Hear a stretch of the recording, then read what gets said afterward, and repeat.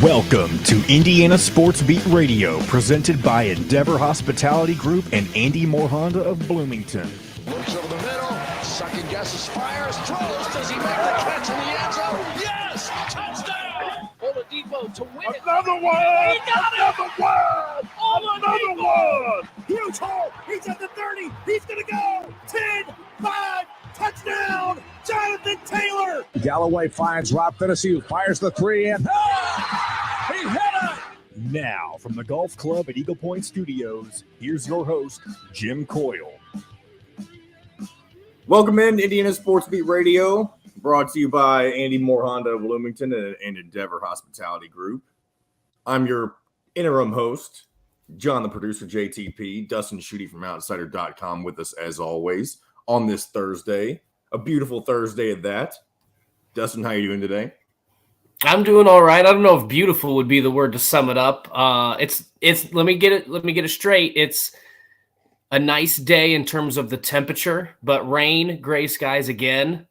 I mean, I need some sunshine in my life, John. That's I need true. sunshine. I need sunshine on a cloudy day. Everybody needs the vitamin D. Is that a lyric or something that you just recited? Yes. Yeah, it's From what? My Or girl. who? It's my girl. Oh, okay. My girl. I'm sure when Exactly. Jim shows up, he'll give us his own version of that song. We don't need to bring it back up. We don't need him to serenade us. We don't need any of that. I just need some sunshine in my life. But other than that, it's at least the temperature's warming up. I know everybody in the Midwest is ready for, and I don't know, is Kentucky's South. I consider Kentucky the South. Kentucky is definitely especially the Indiana-Kentucky border. That's kind of the gateway to the Midwest and the South. Right. As much as I would Louisville agree. is not really a southern city, it's still a part of the South. Right. Well, do you guys? You guys still do the. So this would be. I don't know if the line of demarcation, because Jim says this all the time. So I need to come up with a new phrase. But you guys do. See, I grew up in Indiana, lived here for 25, 26 years before I moved south. Holler and a swaller is a thing in Louisville, is it not? Holler and a swaller. This is the first I'm hearing of this. Okay, I think Holler that and a swaller. That sounds like a very suggestive term for something. I think so. What it is it's usually when you see live music, you raise your glass up and you give a yelp or some sort of holler, and then you take a drink or a shot or whatever it might be. I thought Louisville was about as north as it got, because I had never heard of that, and then I heard it in Louisville, Nashville, Atlanta. I heard it all over the place in the South. So that would be my line of demarcation as to what's the Midwest and what's the South. I mean, that's fair. I can't believe I've never heard of that phrase before. Maybe I'll hear it all the time now that you've introduced it to me. Now that you go out, yeah. It's a big thing if you see. It's a big thing if you see live music at with at local bars, restaurants. If they do live local entertainment, I hear it. I hear it. I've heard it all the time since moving south. Not in Florida, but. Well, I'll definitely be keeping my ears open in the future. The next time I'm listening to a local group, specifically a country group, I feel like that's kind of the yes, it is that kind of thing. It is. Here comes that's exactly the market for that thing. so what are you all talking about? Have you heard? Okay, have you heard this? If you're out at a bar, live music, usually live local entertainment.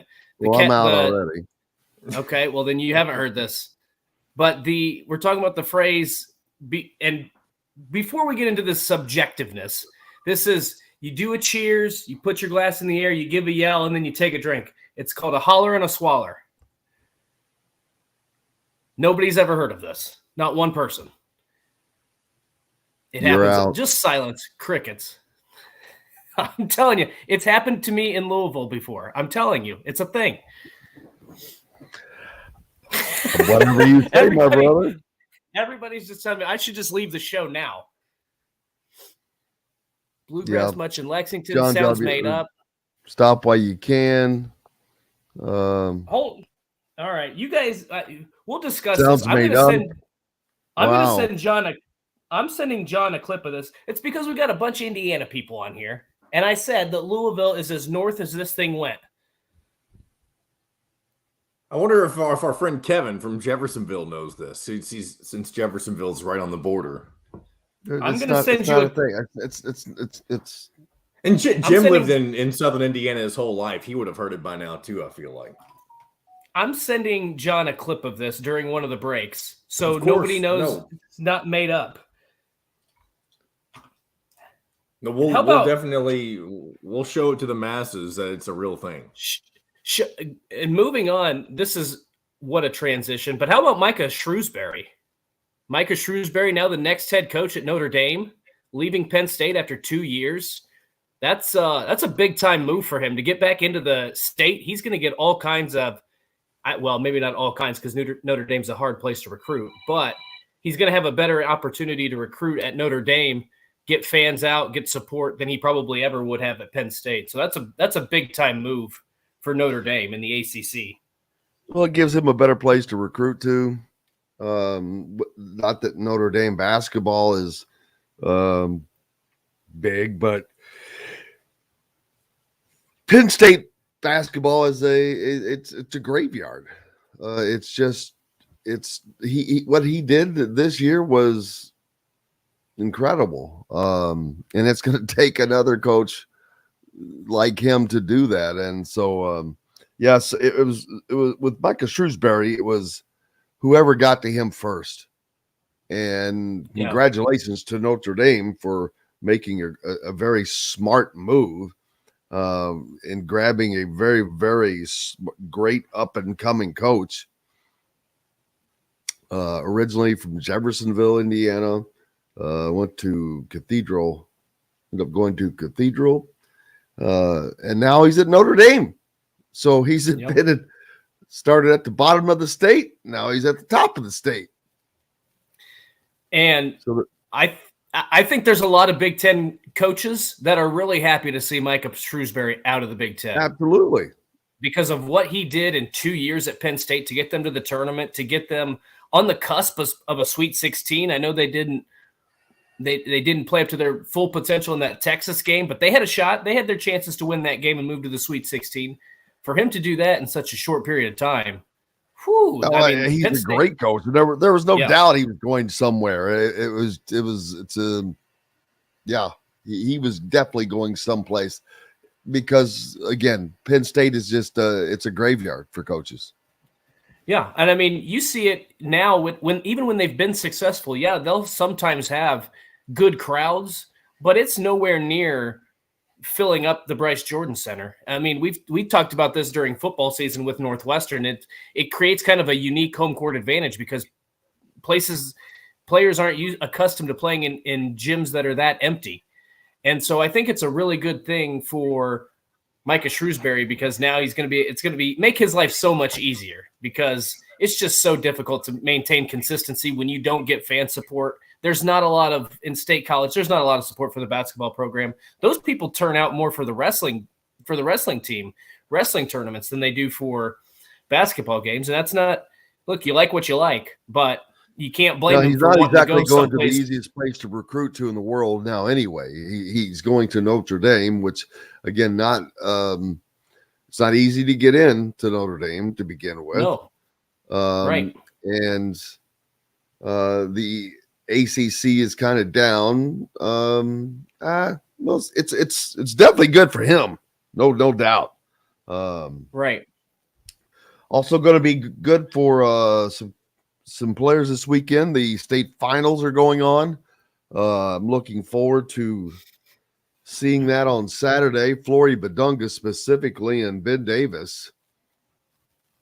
That is the highlight of the day. Without question.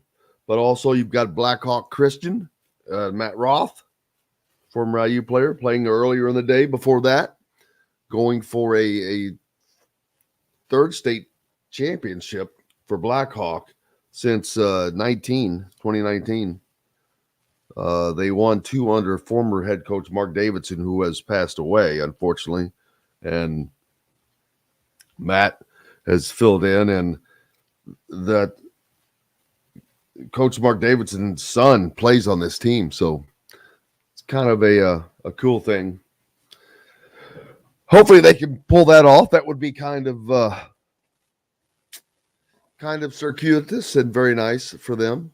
So you've got state championships going on this weekend in Indianapolis. You've got the third and fourth round of the NCAA tournament happening.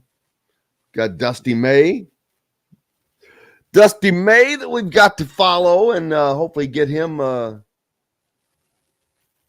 moved ahead. That's tonight, correct? Yep, that's tonight. And, yep. Where did my bracket go? That has him.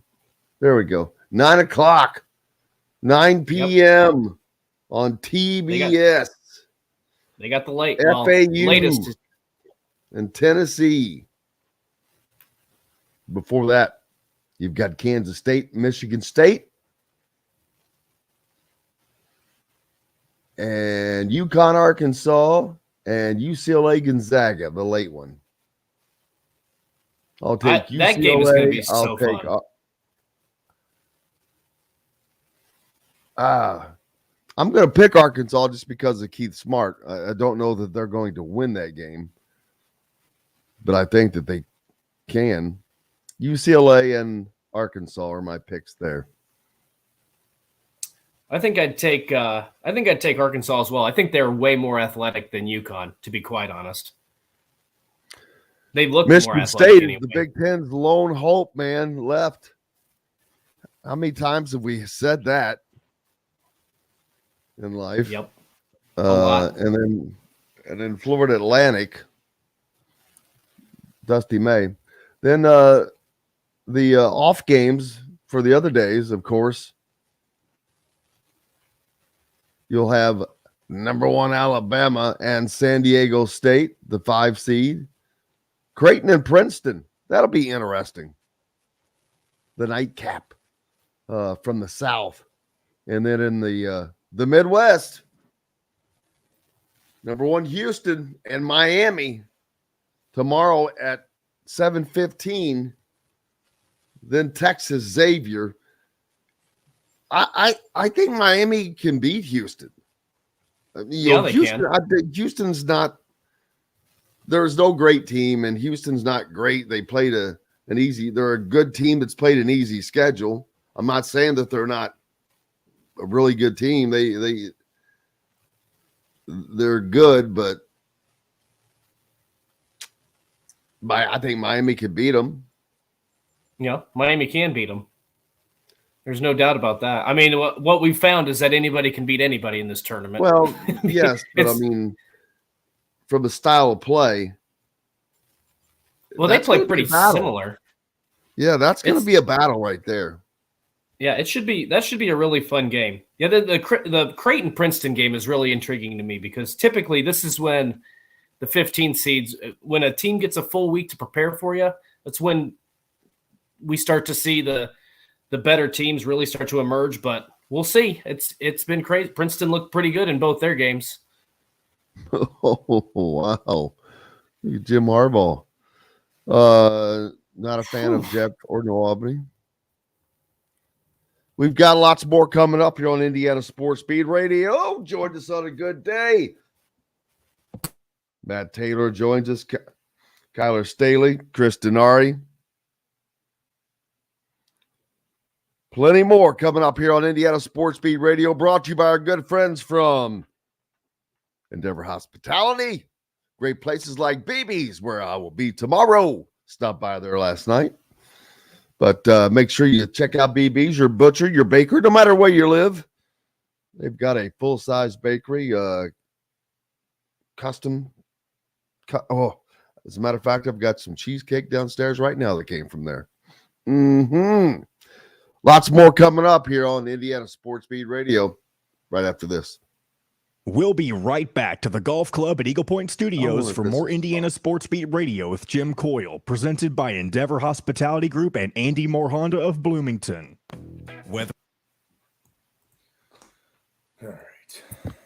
All right, John, I just sent it to you, and you can tell me where it's at. Let me all right, hold on. It's at the very end of that video. It's like at the 245, 250 mark.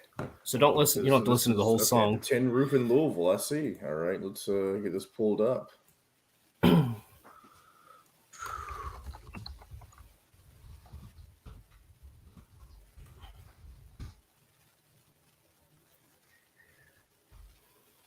At the 2:45 mark.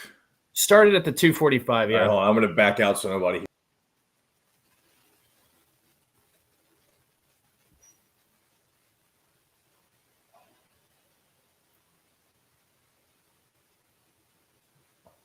And prove the naysayers wrong.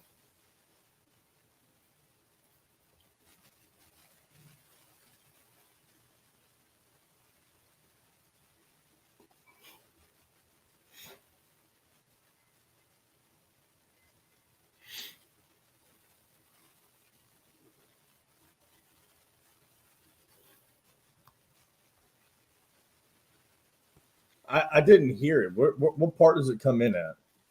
What? You got fat. I got famous. Yes. At 2:45. Not right at 2:45. I said started at 2:45. Okay. Oh my God! You're gonna embarrass me. It's not part of the song. I found it. It was right after I paused it. Okay. Yeah. I was gonna say it's as clear as day.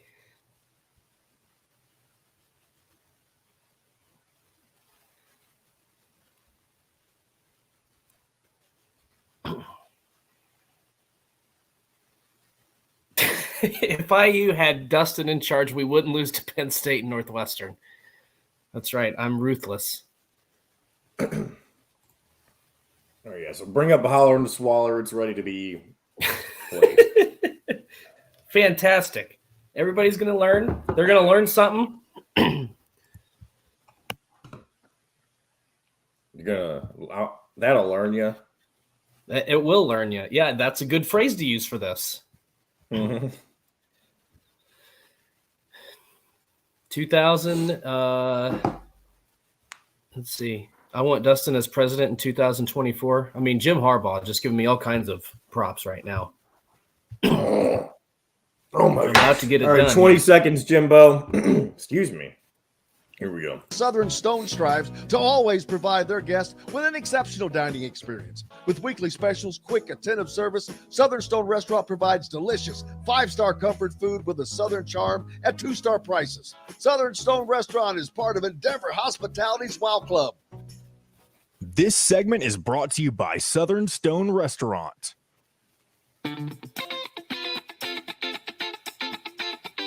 Now back to the Golf Club at Eagle Point Studios for more Indiana Sports Beat Radio with Jim Coyle, presented by Endeavor Hospitality Group and Andy Moore Honda of Bloomington.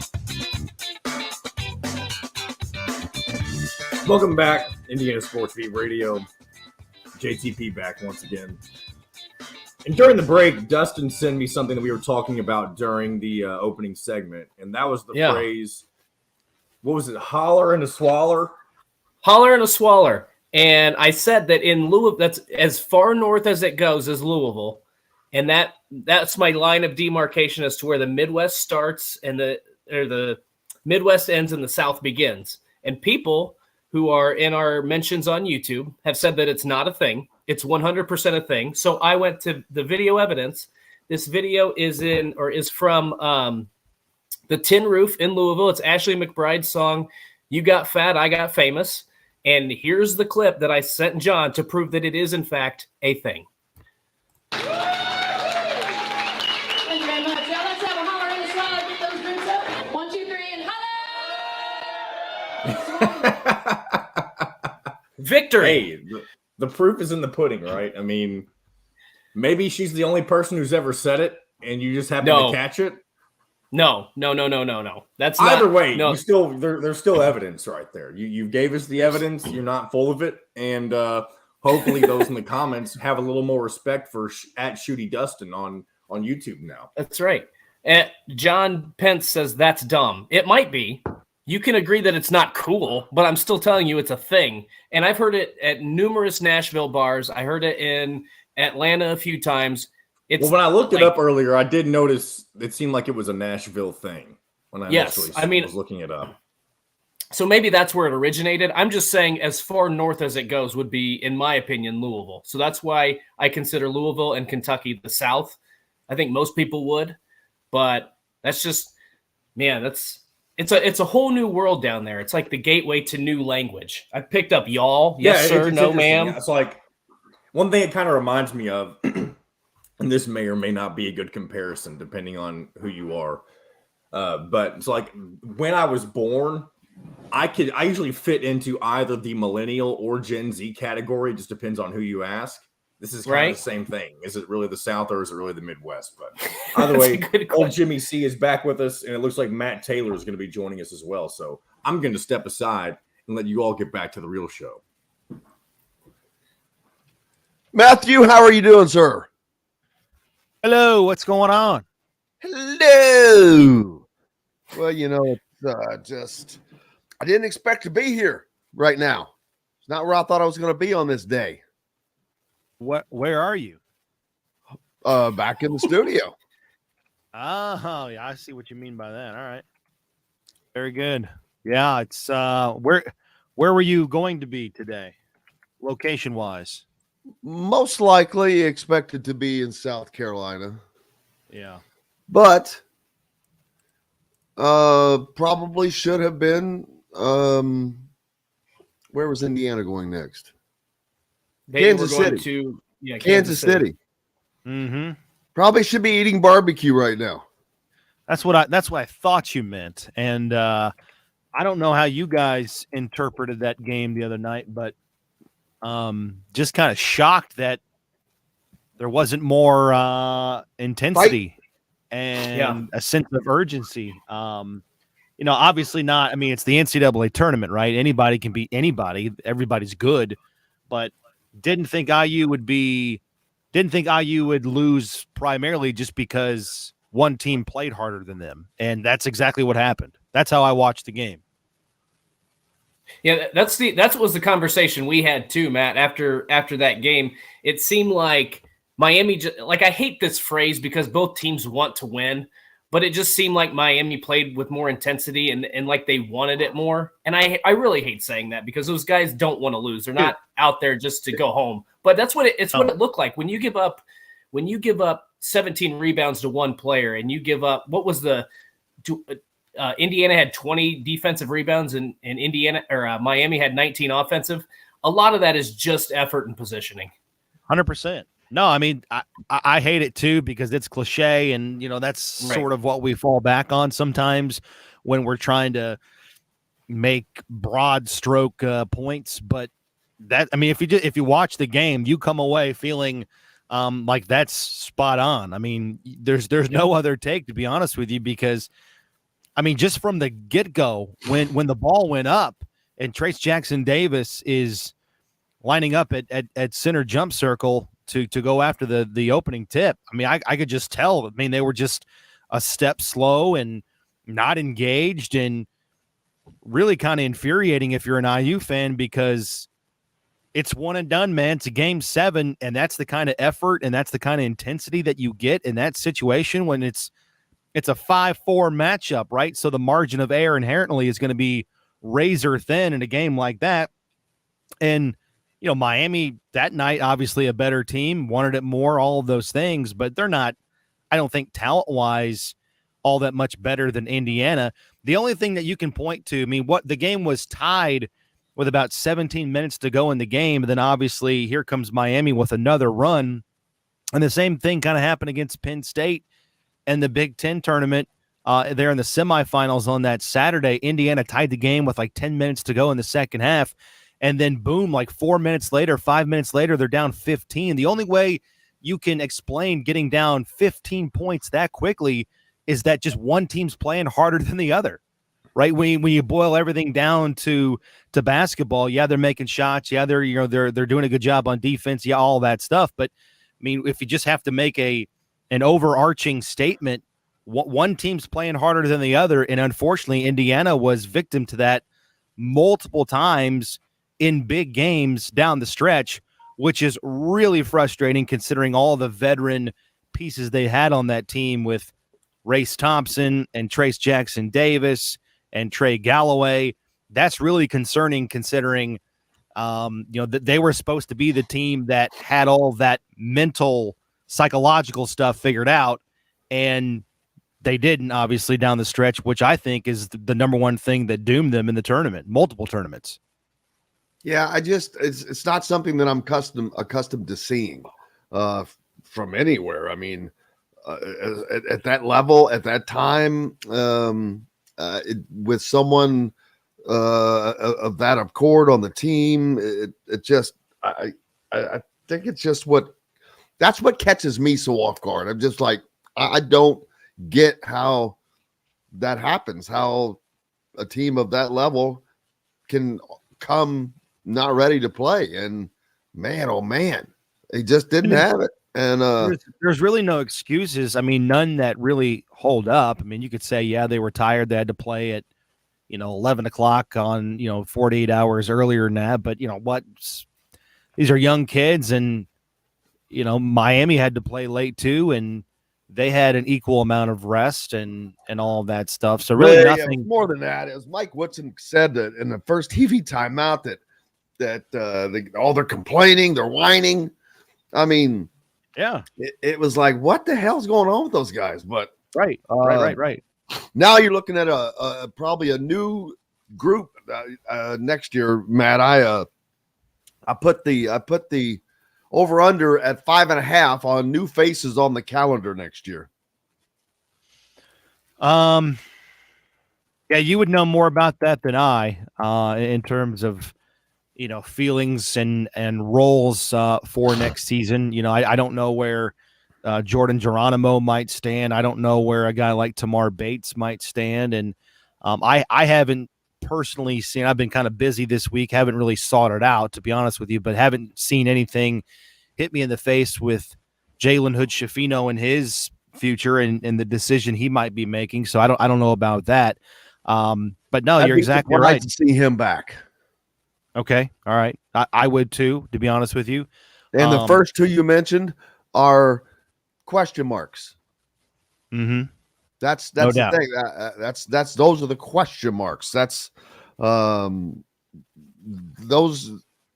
are two of the names that are the over and the under difference.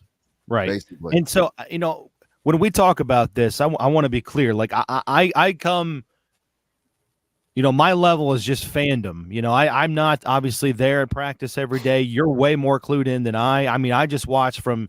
Oh, I know. And I hope people understand it. Because I appreciate Matt's, he does it. This is complete from what he sees and hears and like anybody else. But I just love talking to him about it because he is a fan. He went to IU, or not to IU, but you are a fan. So it's fun to talk to you about it. I am 100% a couch point guard when it comes to IU basketball, right?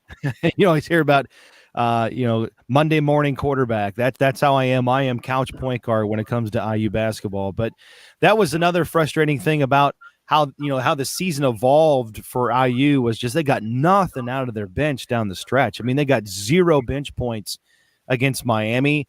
And obviously Tamar Bates was a streaky kind of player. And then you got the bad end of that streak in big moments, down the stretch of the month of March in the Big Ten tournament and the NCAA tournament. What was he? 0 for 13 in 2 games combined there in the NCAA tournament. So the fact that they got nothing out of their bench and these perplexing stretches of the game where they just weren't engaged seemingly and not playing hard, certainly not playing as hard as the other team, which is really all that matters. I mean, we sit here and say, well, they're not playing hard. Well, they're probably playing hard, but the other team's playing harder. That's the problem. So it's really kind of frustrating considering all the talent they brought back from last year to this year. They had one of the best players in the country, certainly one of the best players in the history of the program, and they really didn't have the team success in the run to show for it, which is frustrating. And now, it's like, okay, what are we going to do? How can we build off of this for next year without Trace Jackson Davis, without that inherent 25 points a game and 12 rebounds a game? How are we going to make up for that and still compete in one of the toughest conferences night in and night out in the country. So I'm sure they'll get it figured out. I mean, they're like I said, when it comes to their program and that sport, they're a lot smarter than me. But yeah, that was, again, not surprised that IU lost because it's the NCAA tournament, but just shocked that they just got out-hustled to the degree that they seemingly did with me watching on my big screen TV. Hey, Matt, do you think Trace Jackson Davis is Indiana's Dan Marino? I don't know. I think that's a little bit unfair because, Dan Marino just had so much longevity in the NFL and put up such monster stats from on a consistent level, longevity wise, year after year after year. I think it's hard to classify anybody because it's two different sports. It's kind of apples to oranges. You're talking about right. College kids that are there 4 or 5 years as compared to Marino, who's doing it at the literal highest level in the NFL year in and year out. But you know what? It's true though, because I love that story that he tells. He got to the Super Bowl, in his second year, third year, and they came up short. And, somebody after the game came up to him and said, don't worry about this, flush it. You're going to get back here and you're going to have plenty more opportunities, to get this done. And obviously he never did. He never got back to another Super Bowl and certainly never won one. So, and that's so perplexing with the offense, my God, that they had back in the day. Mark Clayton and Super Duper. Duper, yeah. Oh my gosh. Yeah, but that's a whole nother story. But yeah, but so I think it's a little bit unfair to go that route. I mean, I hate when people try to make comparisons like that. I hated when people compared the Colts under Peyton Manning in the mid to early 2000s, comparing those teams to like the Atlanta Braves, the sense that they win the division every year, but can't do anything in the playoffs, can't get it done, can't win the big game. I mean, it's so stinking hard. People try to downplay, or at least they did. I don't think anymore, considering where the Colts have been and, the up and down nature of the franchise now. But people try to downplay Peyton Manning's success in the regular season. Man, if going 12-4 every year in the NFL was so stinking easy, everybody would do it. I mean, just get out of here with that. I mean, they made going 12-4 and going to the playoffs and hosting playoff games and winning the AFC South look routine. But that's how good that team was, and that's how well constructed the franchise was under Jim Irsay and Bill Polian and Tony Dungy at the time. So, once you get into the postseason, man, it doesn't matter the sport. It's all about matchups. It's about injuries, how you're playing, the momentum that you're bringing into one and done situations, game sevens or AFC divisional round matchups, all of that stuff. So, I think a little bit unfair for the Trace Jackson, Dan Marino comparison, because I just think Trace Jackson Davis was that special. He doesn't deserve that kind of comparison. How about Jimbo Fisher and Bobby Petrino? What a combination that's going to be at Texas A&M. Yeah, how about that? How do you think that's going to work out? I'm going to say, I would say not well, but we'll see. I did have a Colts related question for Matt. I don't know if you can speak on this, but I wanted to throw it out there. Looks like the Colts are going to get some help with the wide receiver position with Isaiah McKenzie signing in free agency. That's a position of need that we've talked about. The Colts need more. We talk about the quarterback, but they need some more playmakers at the wide receiver position going into next season. Yeah, obviously, they lose Paris Campbell in free agency, so they bring in Isaiah McKenzie, and you kind of pencil him in as of right now to be that slot receiver. Kind of a guy that's was in Buffalo the last 5 years, and they had some playmakers. I mean, that offense was loaded with Allen and Stephon Diggs, so maybe kind of taking on a bigger role here with the Colts. And he's a veteran guy. I mean, this is a guy that's going into year number 7 in the NFL, so he has played with a lot of quarterbacks and has been in a lot of different offenses. Kind of a smaller guy than what the Colts are used to having on their offense. He's 5'8", I think $180, but he's really, really quick and really, really fast. He's dangerous with the football in his hands. And he's kind of a versatile guy. Line him up in the slot, line him up outside, but then they also use him in the gadget game. He's got 47 career carries, so he can run the ball out of the backfield. Obviously, he's big and quick on the edge, with his ability to maybe take a jet sweep or just take a wide receiver screen and get some blocking outside on the perimeter. So it's fun to see what his versatility can bring to the Colts.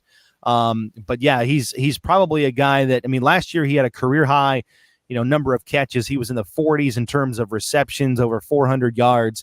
I think his numbers this year need to be bigger and can be bigger based on his role next season with the Colts. So they're not done. I would not be surprised if the Colts maybe targeted a wide receiver early in the draft, maybe rounds 2 or 3, assuming they hang on to their pick there at number 4 and don't trade up and have to give up assets. Because I think it makes a lot of sense for the Colts to, have playmakers to kind of take the load off of a young rookie quarterback that's going to be dealing with so much potentially both on the field, off the field, if the Colts decide to go that route in the draft. McKenzie can help because of his versatility, but then I think it kind of makes sense to bring in a young playmaking dynamic wide receiver, a guy that's on the same rookie contract as a quarterback, potentially going through the same things, kind of learning the game and the speed of the game at the same time, kind of like that Andrew Luck, T.Y. Hilton connection.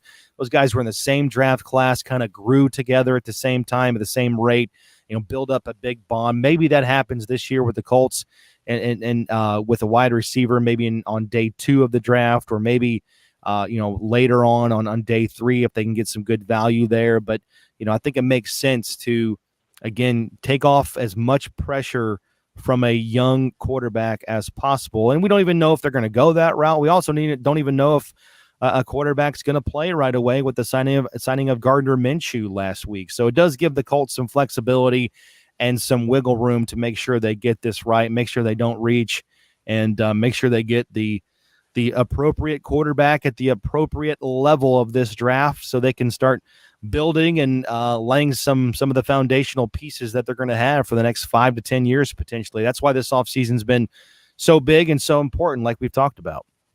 And let's don't forget, which I know you haven't forgot, but Lamar Jackson's still lurking in the weeds for teams to be made a play on. He has been made. The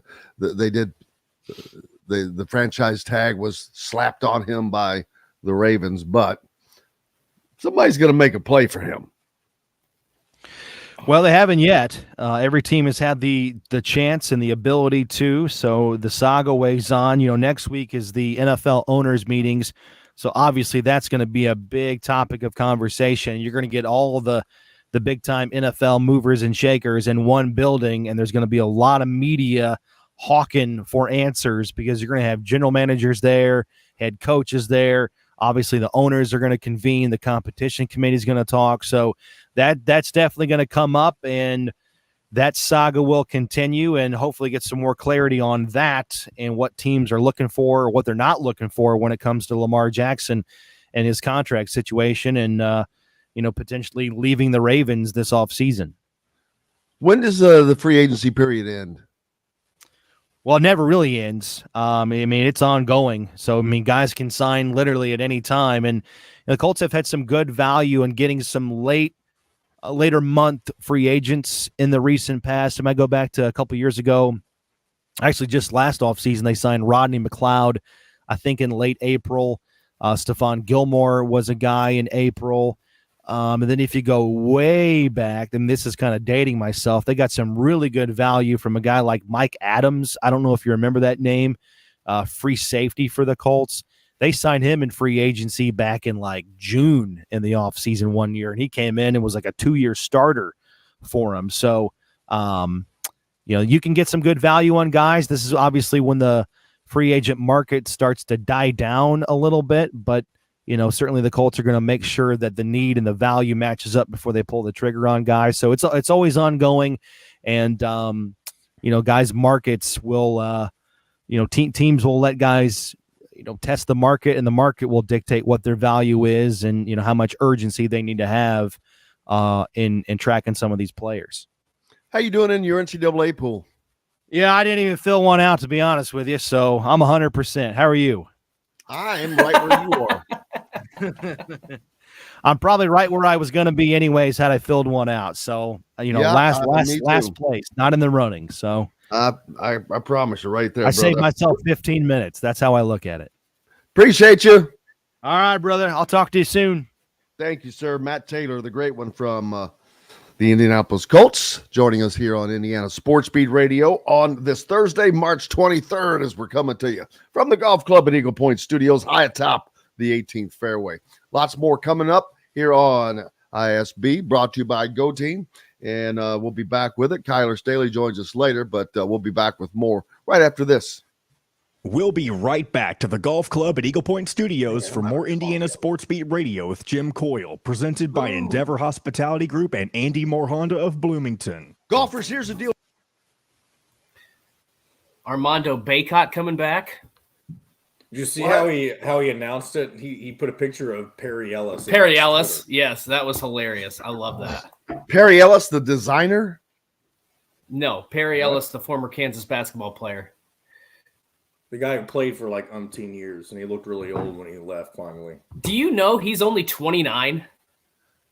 That made me feel Perry Ellis? Yes, Perry Ellis. Wow, I did not know he was 29. What's the big portal news? Geronimo announced he's staying. It's not really big portal news, but it's interesting. Well, that changes the Somebody asked me yesterday who I thought from Indiana, if anyone jumps in, and Geronimo was one of the names I said. The other one was Logan Duncombe, and I'm very convinced that that'll still happen. Nobody else. I know you mentioned Tamar Bates, and I guess that could happen. I don't right now. I don't think it will.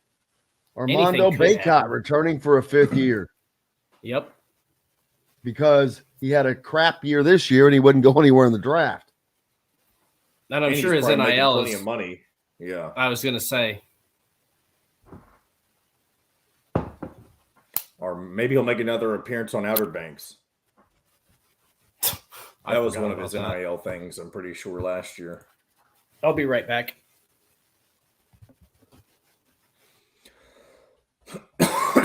Excuse me.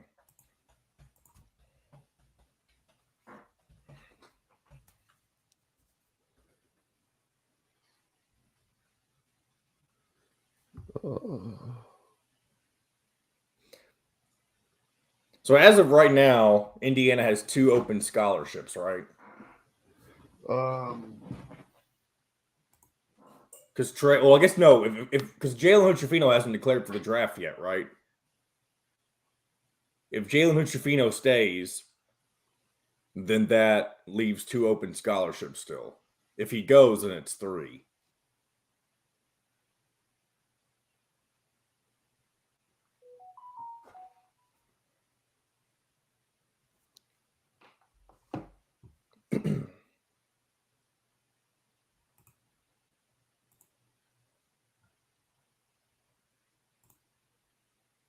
All right, here we go, guys. It's one of the most popular gathering spots in Bloomington. Whether you're out on a date with your spouse, friends, or coworkers, Feast Market and Cellar offers an extensive wine selection with a sommelier on staff to help you with your selections. Feast also provides a wide variety of cheeses, gourmet sandwiches, entrees, a coffee bar, bread, pastries, all made fresh and mouthwatering. Stop by Feast Market and Cellar today. This segment is brought to you by RE/MAX Advanced Realty, Indy Home Pros team by Cheryl Sizemore.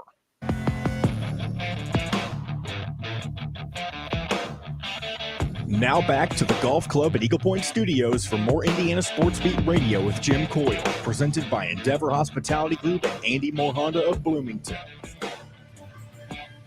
Look out. I'm back again in the driver's seat. JTP. Welcome back to Indiana Sports Beat Radio. This segment brought to you by RE/MAX Advanced Realty. Cheryl Sizemore, give her a call, give her an email, whatever it is you do whenever you're looking for a home. Dustin, I can't remember. We were talking about something interesting during the break, were we not? Maybe we weren't. Well, we were talking about on Swallow to the Holler and your gobbler. Holler and a swaller, not swaller to your holler. So, I mean, the big news for college basketball, I mean, in the world of college basketball, is that Armando Bacot has decided to return to North Carolina for a 5th season. And, I mean, that's big time for – but this is – so you're never going to have – it's never going to be like it was in the old days where you had guys like, Patrick Ewing stayed around for 4 years and the best players in the game stuck around for 4 years. But, I mean, if you're going to be a lottery pick, you're going to the NBA. But what NIL does do is some of these players – we saw it with Oscar Tshiebwe at Kentucky. When you get the opportunity now, you can return to college and potentially make more than you're going to make on a second round contract in the NBA. And so I think that helps the state of college basketball, because some of these players would just go and they're either going to play, which there's nothing wrong with playing in Europe or playing in the G League, but you don't get as much money. Like Zach Edey at Purdue is a good example. He would probably make more in NIL at Purdue, returning to Purdue, than he's going to make on a second round contract. The same probably is true for Armando Bacot, and I'm sure he said that. But the funny thing is that I think he made his announcement with one of the best tweets I've ever seen, and that was just a picture of Perry Ellis, the former Kansas guard who played from 2012 to 16. And first of all, seemed like he was there forever, and then he looked like he was like my age when he was in college. So it was really cool. I love when players have fun with their announcements and things like that. But, we'll see. North Carolina was the biggest disappointment in college basketball this season in a long time. I can't remember a team that's ever been as disappointing as North Carolina was from this year. Preseason number one. None, because there's no preseason number one has ever not made the tournament. Right. And that was the discipline. And to go, not only that, not just were they number one, but they were in the championship game a year ago.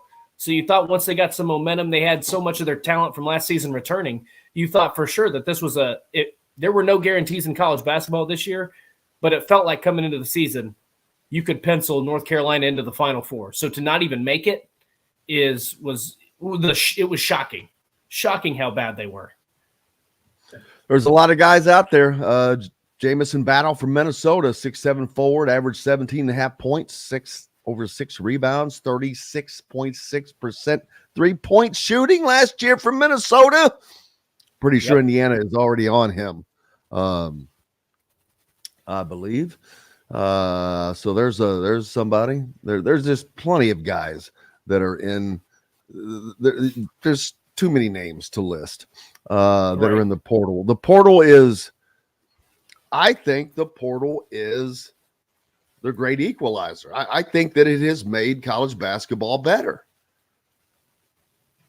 Why else is there such parity all of a sudden? Right. I agree with you. You know what's funny?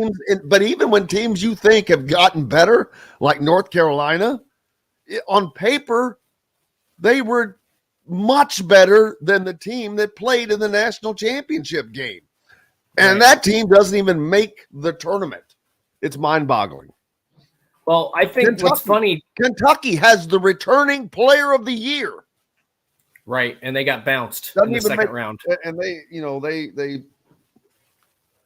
I think what's funny about this is I think Mike DeCourcy even mentioned this on Tuesday. I could be wrong, so I don't want to put words in his mouth. But when this started, when the transfer portal opened up, a lot of people said this is going to hurt mid-major programs under the assumption that the best players from those mid-major schools, if they have a good tournament run, if they have a great regular season, they're then going to move on to the bigger programs. And in some regards, that's very true. That has happened. Like a lot of big-time programs poach.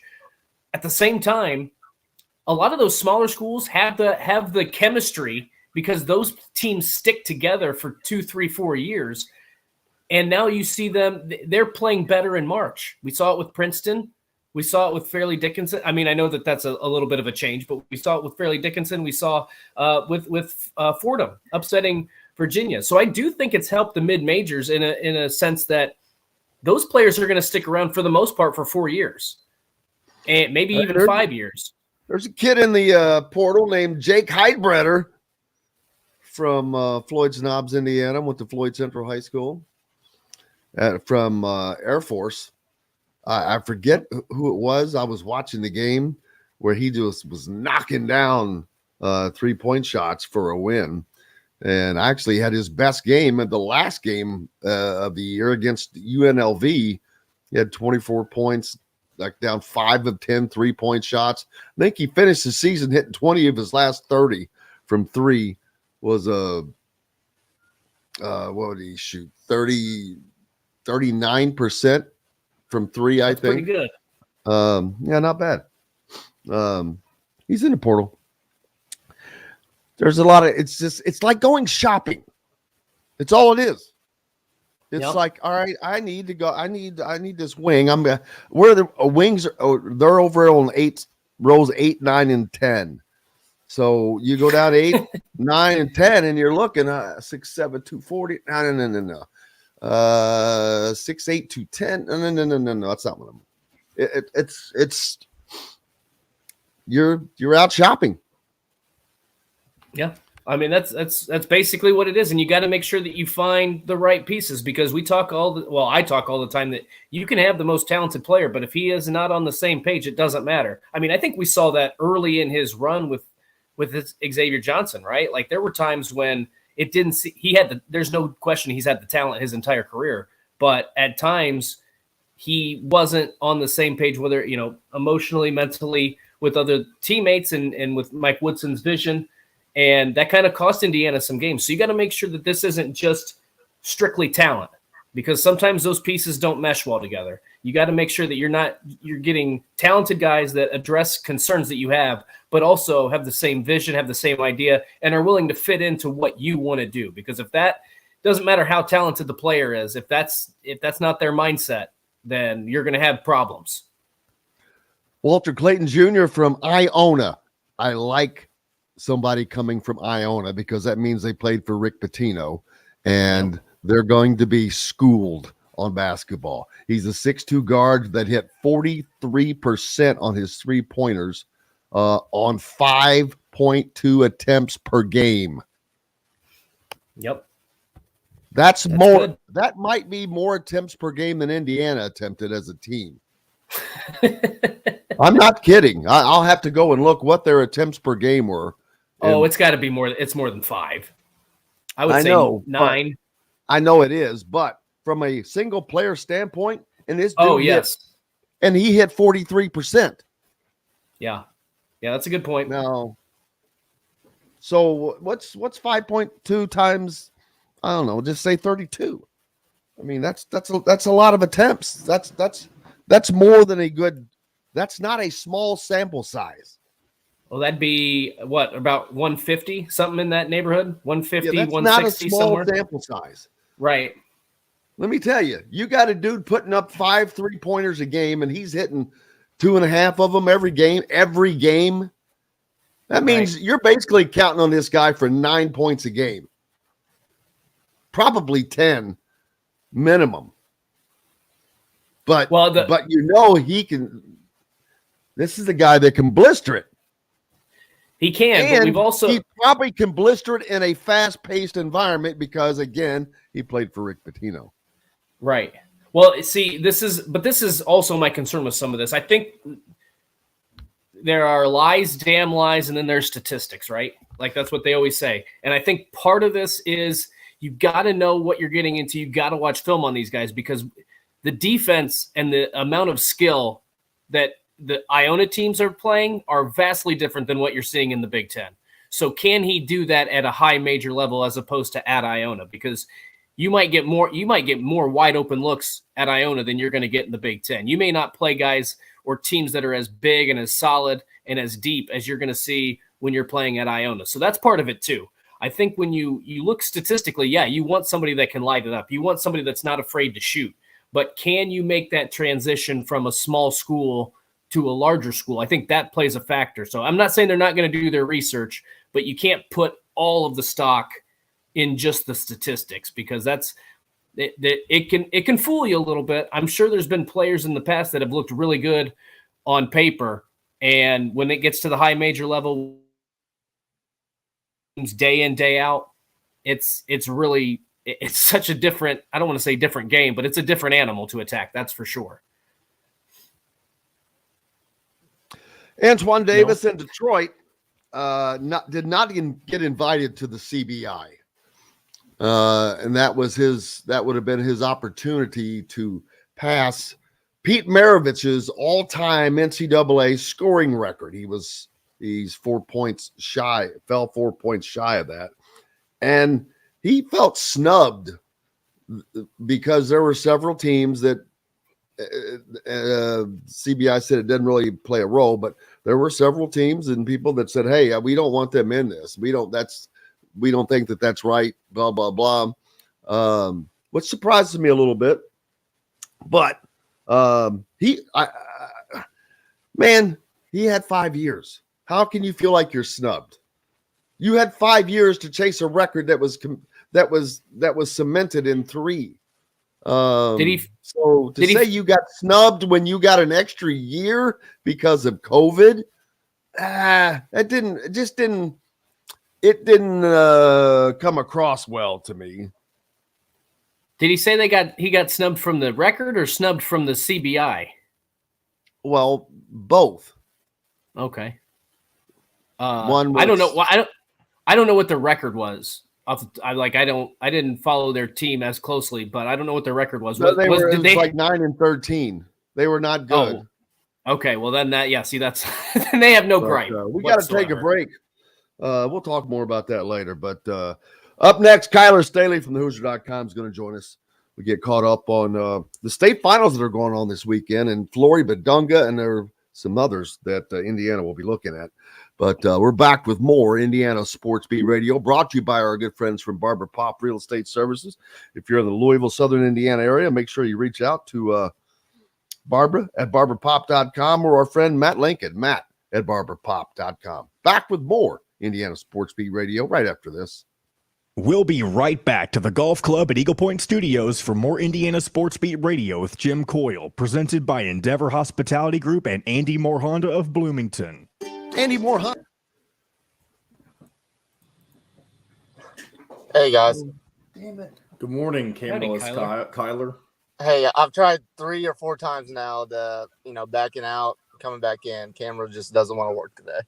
You're fine. It happened to somebody else yesterday too. So it was Kyle Neddenrep. Yeah. Everything's good. I don't have my makeup on today anyway. So that's a better picture anyway.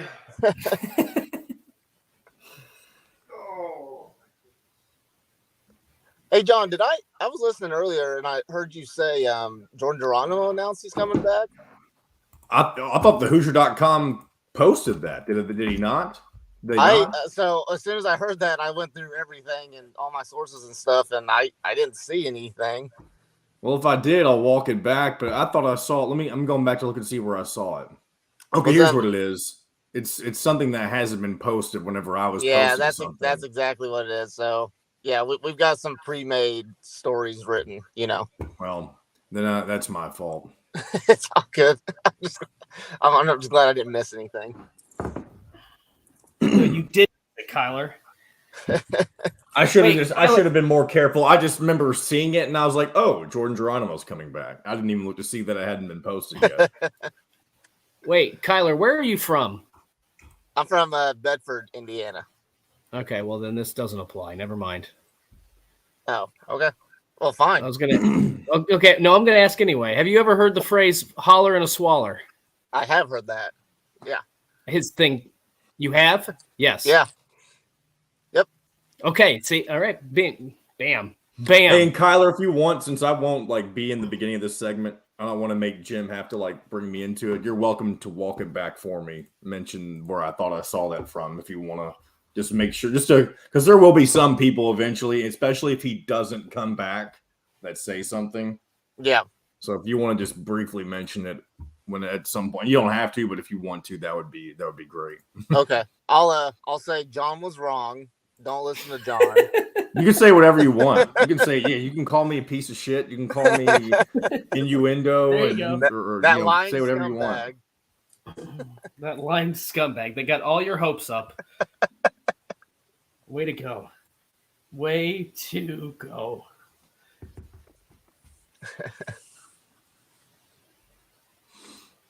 All right, here we go, guys. Now available throughout the Bloomington area is a fresh home-cooked nutritious meal prep that we cook up. The Fresh Fork takes care of all the planning, shopping, and prepping and can even deliver them to your doorstep once a week. That's right, it's the fastest, simplest, and easiest way to avoid decision fatigue. You pick your plan and pick up at BB's Market with no extra charge. So leave the heavy lifting to us and enjoy healthy eating with stocked meals in your fridge. Order online today at thefreshfork.com. Fresh Fork is a proud partner of WOW Network. This segment is brought to you by Courtroom Sports Grill in Bedford.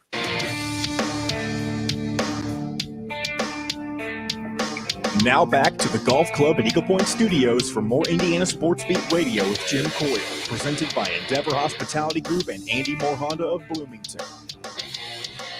Welcome back, Indiana Sports Beat Radio here on this Thursday. It's March 23rd, and that means we're back into NCAA basketball. Unfortunately, Indiana not a part of that. Kyler Staley joining us from thehoosier.com as we saw the Indiana season end unmercifully last weekend, Kyler, both for the men's and women's programs on consecutive days to Miami.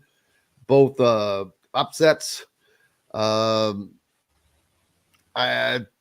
women, obviously, that was a little more shocking, but it was just more shocking how the men played, as this has been a point of conversation ongoing, but I'm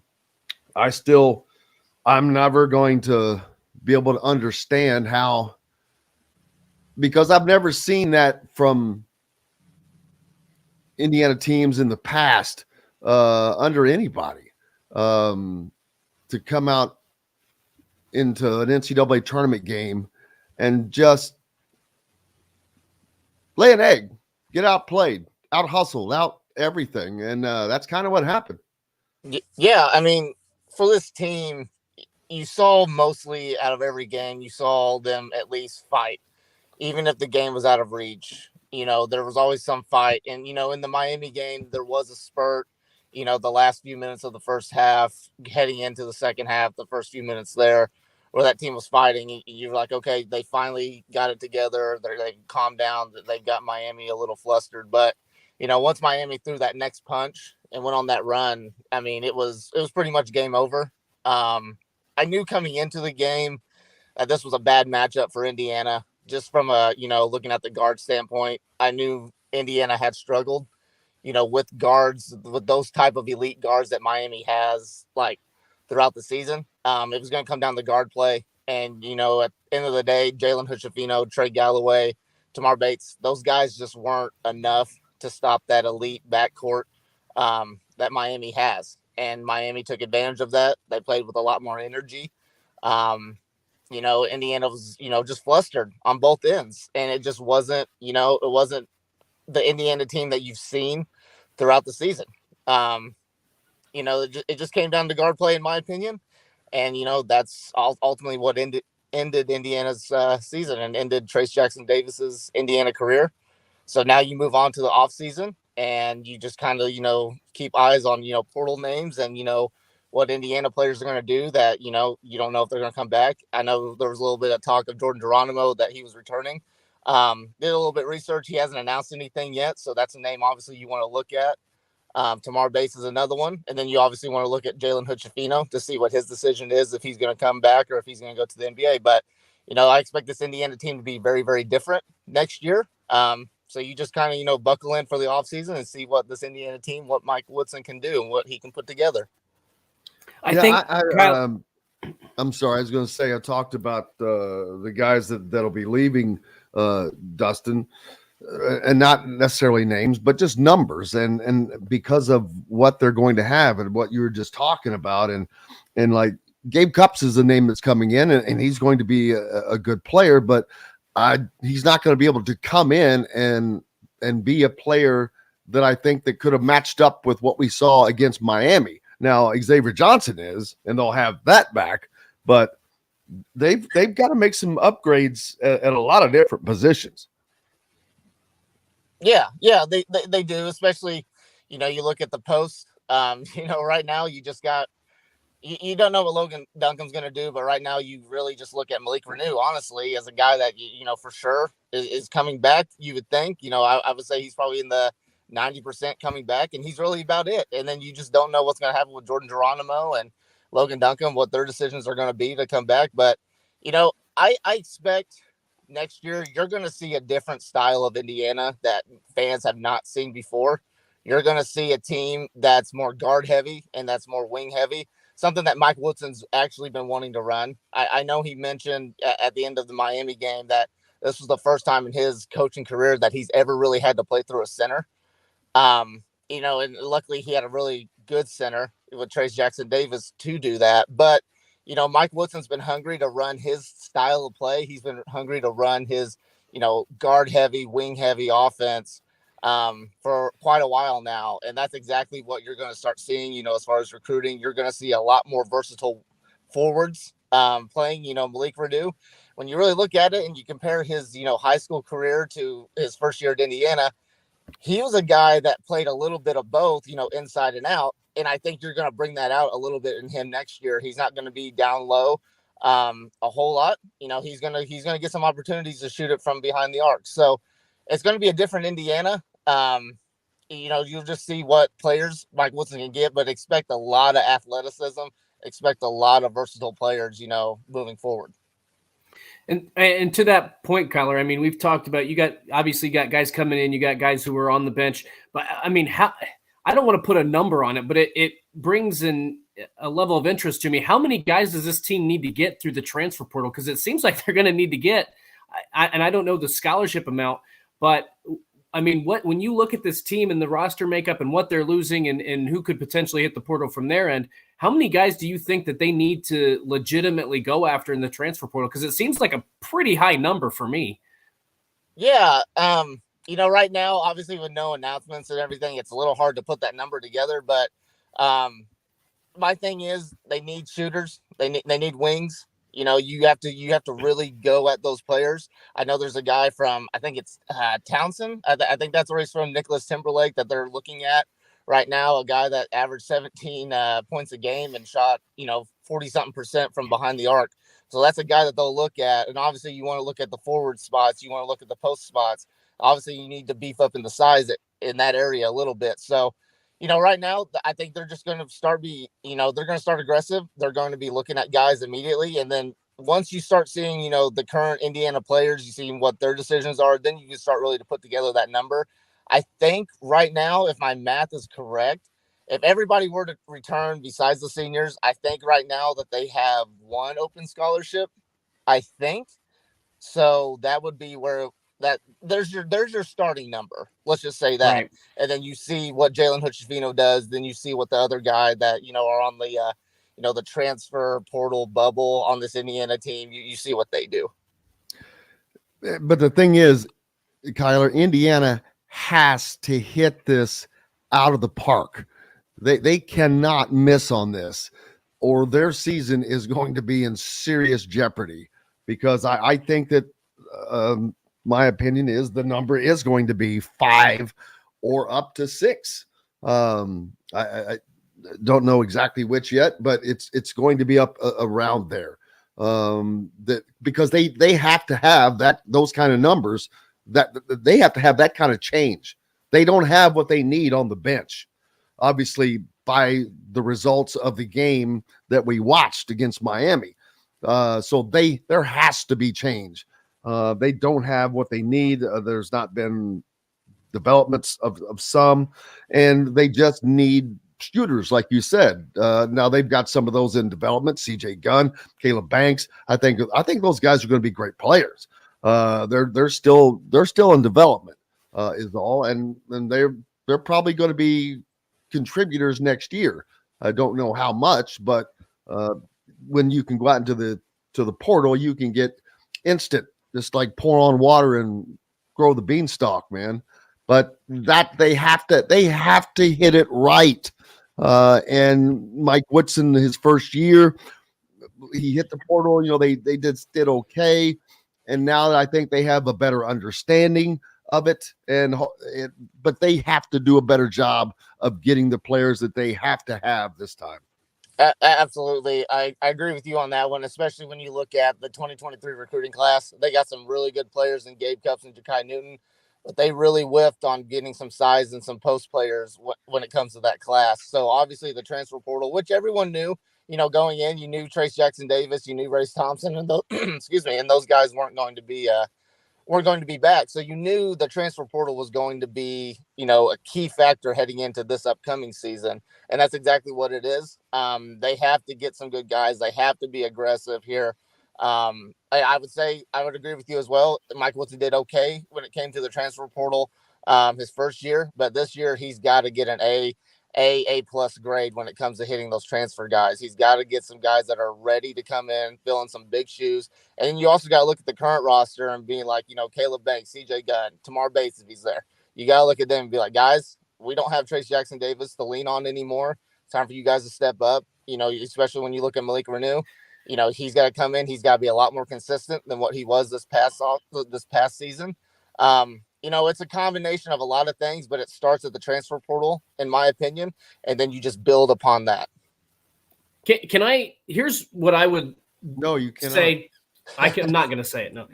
In terms of but this brings up an interesting point that you guys just talked about, and that is some of the guys that they've already got that are going to be good players. And it just makes me wonder at times throughout this season, Kyler, I think it's fair to say that, especially from the guards, it didn't look like they know what they were supposed to be doing offensively, or they looked confused, or they weren't in their spots, whatever the case might be. It looked better in January, and then obviously you had some issues down the stretch. But it makes me wonder, now that they're going to probably run a style of offense that Mike Woodson runs, does that help? I mean, that I would think that those guys are going to be more comfortable in that scheme, and you're not going to see as much confusion. Now, you still got to hit shots. You still got to be able to drive the basketball. You still got to get players. But it makes me think that maybe those guys that were on the bench, Caleb Banks, maybe CJ Gunn, some of those other guys that didn't play as much as maybe we thought they might coming into this season, if they're in a true Mike Woodson offense, maybe they're going to feel a lot more comfortable, and maybe they'll be better players than even we expect in their second year. Yeah, I mean, I agree with that because, when you really look at this past Indiana team, this last year's Indiana team, there's a lot of talent on that team. But it's kind of a misfit cast when you look at things. They were just kind of thrown together. You got some Archie Miller guys. You got some Mike Woodson guys in there. Mike Woodson's recruiting pitch, to CJ Gunn, to Caleb Banks is, obviously you got to run through Trace, their first year. But, the next few years, like, it's going to be my style. It's going to be what I want to do. It's going to open up a whole lot more things, a lot more shooting, a lot more things like that. I think once they kind of get into a groove, there's not this whole, like, what should we do on offense? Should we let Jalen create? Should we let him kind of, get his? Should we always feed it to Trace? There's not going to be a whole lot of more questions. It's going to be like, okay, this is what I need to do. We're going to run what Mike Woodson wants to run. We're going to get open looks. We're going to do things like that. Like I said, it's going to be a guard heavy, wing heavy type of style of play. There's going to be a lot more shooters on the floor. There's going to be those guys, it starts at the point guard position. Hopefully you got Xavier Johnson there to kind of lead that.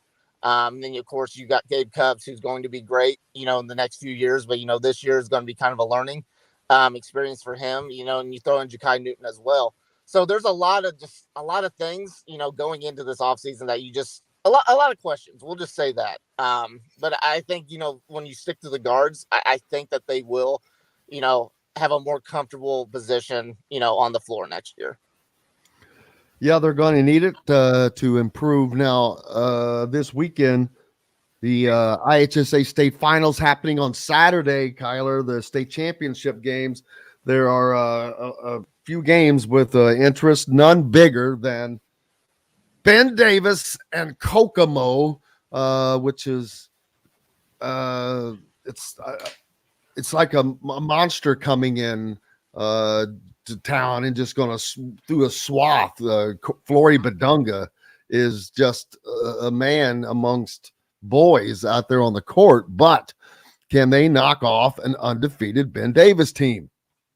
Yeah, it doesn't get, especially when you look at this season at the 4A level, it doesn't get much bigger than the state finals. You've got undefeated Ben Davis, who's just been a juggernaut all season, going up against the best player in the state. And arguably, Flory Badunga, he's had his way with a lot of guys, but Ben Davis has arguably got the second best center in the state, and Zane Dottie, who's going to Valparaiso next year.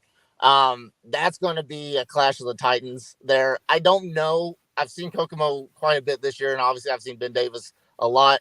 I don't know if Kokomo has the other surrounding pieces to compete with Ben Davis this year, because this Ben Davis team is pretty deep, pretty loaded. They pressure you like crazy, and they're disciplined on defense. But it's going to be a showdown for sure. All eyes are going to be on that center matchup between Dottie and Badunga.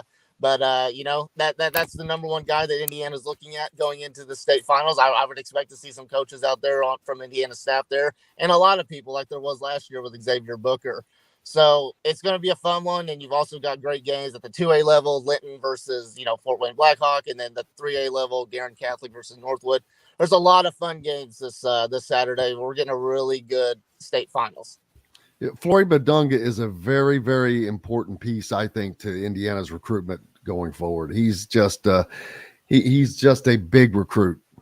Yeah, I mean, he's arguably the biggest recruit. He is the biggest recruit when it comes to the 24 class at this point. Indiana, I would expect the 24 class is going to be very, very important for Indiana. I think they're setting up to have a really good class when it comes to that year. Kyler Staley with the Hoosier.com. We'll have plenty from state finals on Saturday, and we'll see you there. Yep. See you guys. Thank you, sir.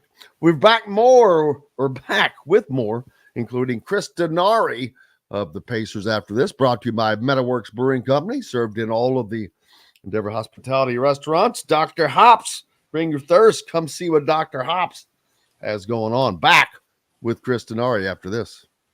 We'll be right back to the Golf Club at Eagle Point Studios for more Indiana Sports Beat Radio with Jim Coyle, presented by Endeavor Hospitality Group and Andy Moore Honda of Bloomington. If you're looking for a home in Pacers with a big win last night. Yes, it was nice.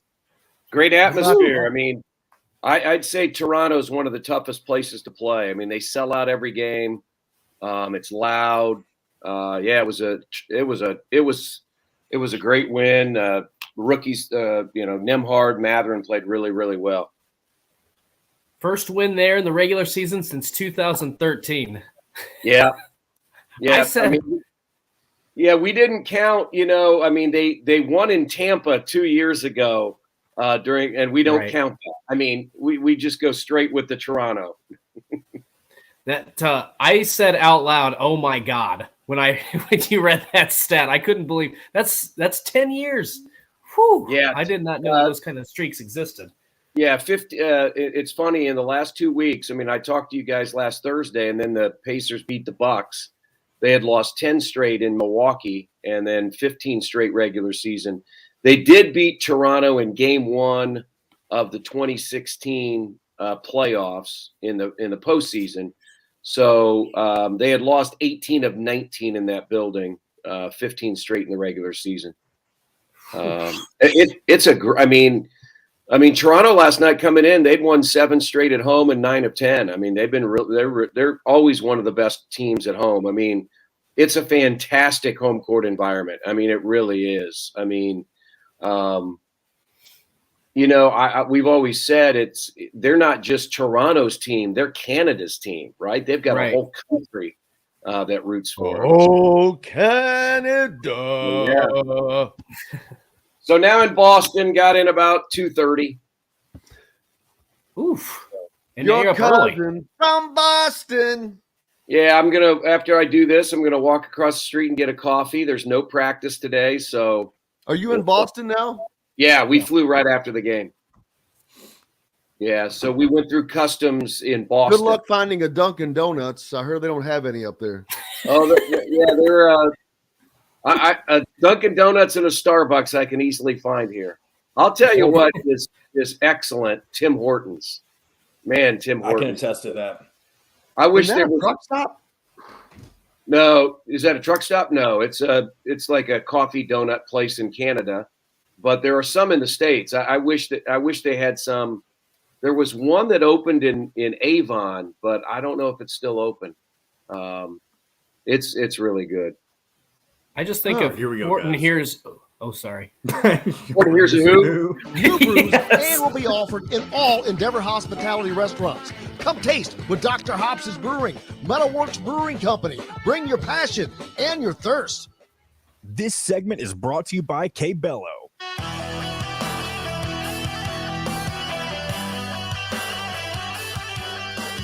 Now back to the Golf Club at Eagle Point Studios for more Indiana Sports Beat Radio with Jim Coyle, presented by Endeavor Hospitality Group and Andy Moore Honda of Bloomington.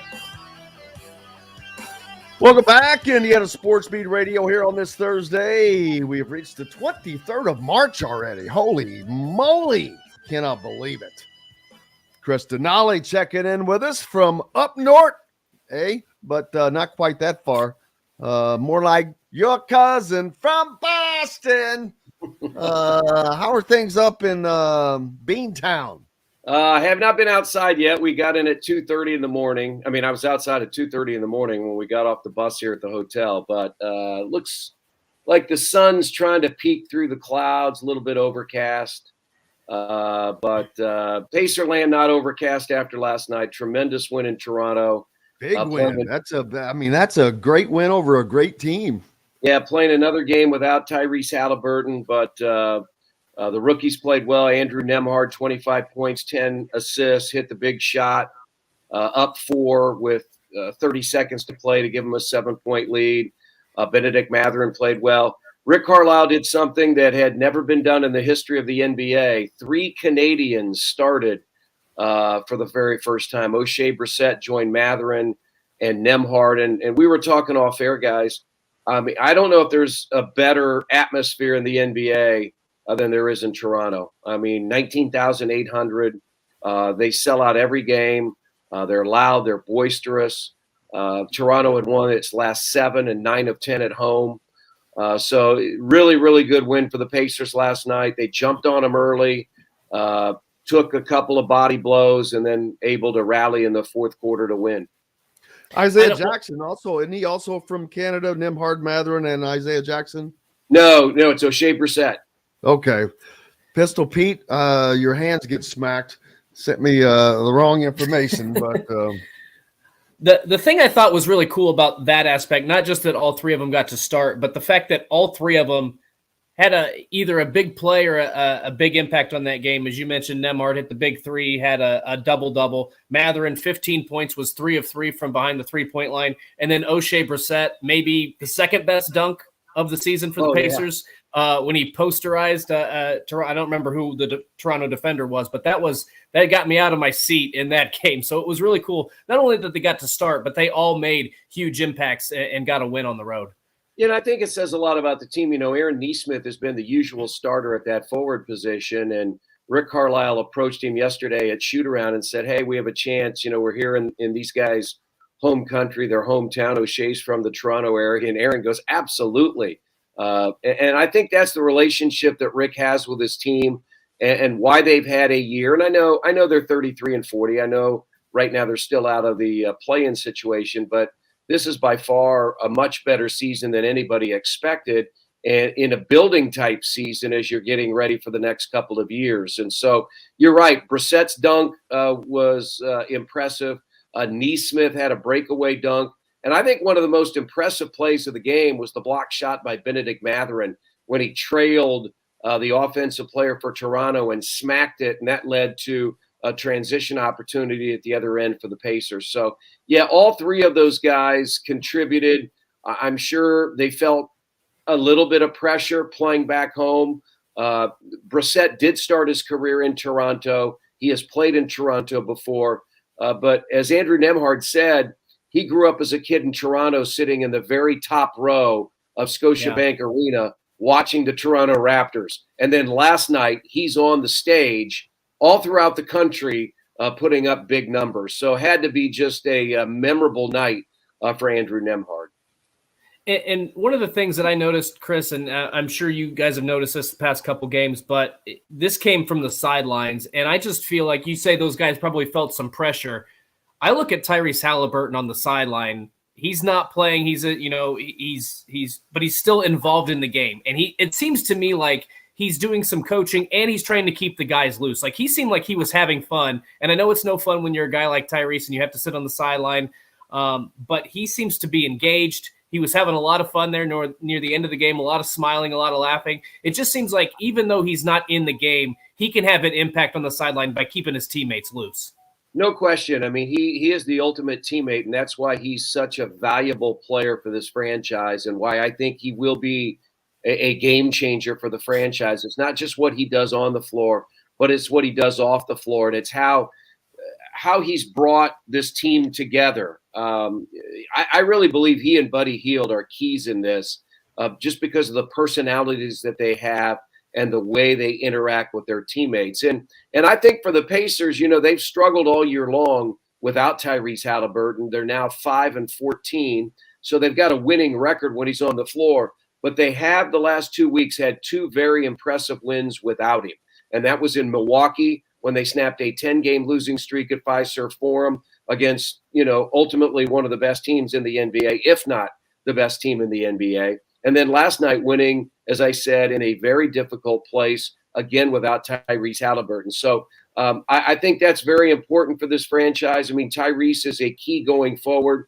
But as you see throughout the NBA, it's an 82-game schedule. You're going to have injuries. You're going to have nights where guys have, not the game that they'd like to have. So you've got to have depth. You've got to have other guys step up. And that's exactly what the Pacers had last night.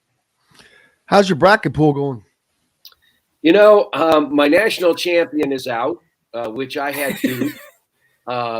But surprisingly, I'm sort of baffled by this. I have 10 of the remaining 16, and in the Pacer Sports and Entertainment bracket, I'm somehow still 6th. And there are a lot of people in that bracket now. Moving forward, I had Duke winning, so I'm gonna get hurt there. But I did have Creighton going to the Sweet 16. I had Texas. I had Xavier. So I'm all right. But, I think as all of us, I mean, our brackets got busted early on with a number of those upsets. Oh, absolutely. Have you seen much hear the players talking about the brackets or talking about not necessarily the brackets, but the tournament in and of itself? Because virtually everybody has a representation. Oh, absolutely. I mean, there are 2 Pacers that still have teams left, and that's Nembhard with Gonzaga and Miles Turner with Texas. So when we got to Charlotte we flew on Sunday. Sunday night, we had a team get together, and that was for the entire travel party. And we had 2 big televisions on each end of the room, and we had March Madness on. And so, of course, all these guys were talking. They're talking smack. If their team got eliminated, then all of a sudden they're going to their conference. I mean, Tyrese Halliburton and Iowa State got beat. But now he said, hey, the Big 12 still got teams, So absolutely, it's a point of pride for these guys, not only their alma mater, but the conference that they played in. So I think that's a lot of fun to watch.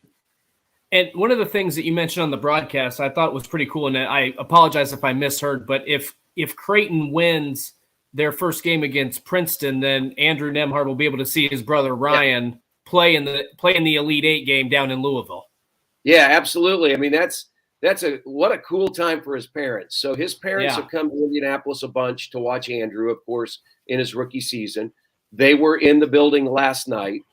They are going to Louisville for tomorrow's game, Creighton and Princeton. Then the Pacers are in Atlanta on Saturday, and it's a back-to-back on Friday, Saturday. So Sunday's an off day. So you're right. If Creighton is able to go to the Elite Eight and play on Sunday in Louisville, Andrew will be there to watch his brother Ryan. Very cool how the NCAA and the NBA come together like that, though. Oh, yeah. I mean, that's the great thing about basketball. And that's the one thing that Rick Carlisle talked about last night, too, from a country perspective, is the growth in Canadian basketball. There are 25 to 30 Canadians now playing in the NBA. Guys, you're seeing it all throughout college basketball, right? So many Canadians coming down and playing college basketball in the NCAA. So, that's the beauty about basketball. It's a worldwide sport, and you're seeing it at the NBA level. You're seeing it at the college level, and it's really cool to see.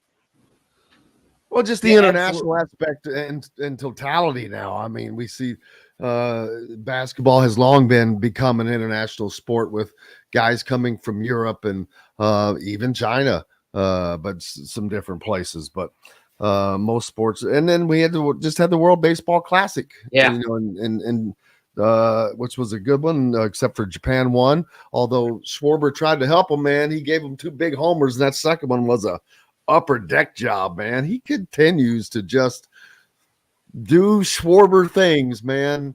Yeah, that is really cool for a guy that went to IU and is a Cincinnati area guy. I was tuned in. I mean, that was a big time event. It was like a playoff game. It's like the World Cup of soccer, the FIBA championships in basketball, the Olympics. I mean, that was cool that happened. And I've been a longtime baseball fan. Grew up in the Dayton, Ohio area, so I've been a longtime Reds fan. It's going to be a tough year for the Reds. I know that. I mean, Dustin's got his Atlanta Braves hat on and ready to go. Or is that an Alabama hat?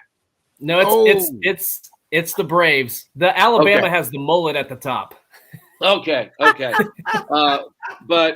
So Dustin's got that Braves hat on, which, by the way, I'm going to see him later in the summer. The new TV voice of the Atlanta Braves is Brandon Gaudin.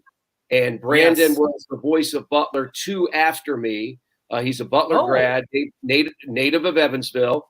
He was the voice of Georgia Tech basketball, football, and baseball for about 2 or 3 years. And you see him on FS1, on Fox.